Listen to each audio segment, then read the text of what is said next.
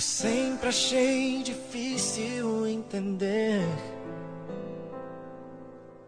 como duas vidas podem se tornar apenas uma. Mas quando eu te encontrei, eu te amei, e um milagre aconteceu.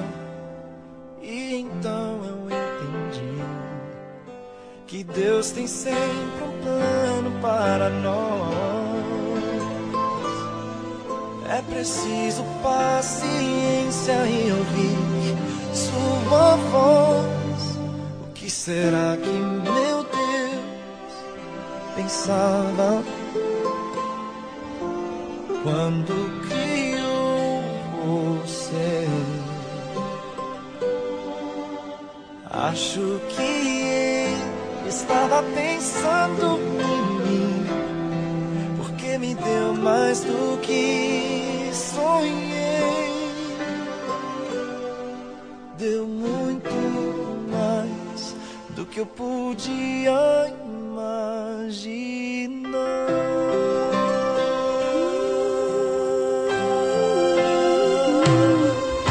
Prometo que ao seu lado eu vou estar. Nas horas mais difíceis eu contigo vou chorar. E onde quer que a vida te levar,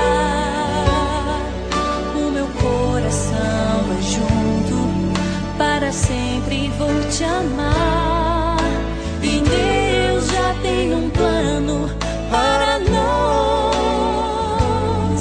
É preciso paciência, ouvir sua voz. O que será que meu Deus pensava quando criou você? Acho que ele estava pensando em mim, porque me deu mais do que sonhei. Deu muito mais do que eu podia imaginar.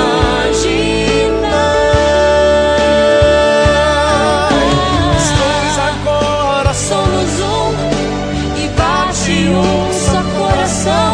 Juntos sempre viveremos, para sempre amaremos. e assim eu posso perceber: não sou nada sem você. Você é inspiração, move o meu coração. O que será que meu Deus pensava quando criou você? Acho que ele estava pensando em mim, porque me deu mais do que sonhei. Será que ele